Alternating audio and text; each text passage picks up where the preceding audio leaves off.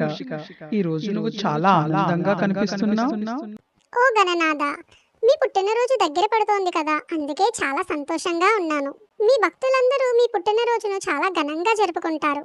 ఆ ఉత్సవాల కోసం నేను ఎంతగానో ఎదురు చూస్తున్నాను. ప్రభు, ఈసారి వినాయక చవితి వేడుకలను జరిపేందుకు నన్ను ఎక్కడికి పంపించాలనుకుంటున్నారు? ఈసారి నువ్వు సివి ఎంటర్టైన్మెంట్స్ కి వెళ్ళు మూషిక.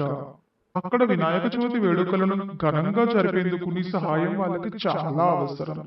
ఆదేశం ప్రభు, నేను వెంటనే బయలుదేరుతాను. వినాయక చవితి వేడుకలను ఘనంగా జరిపిస్తాను.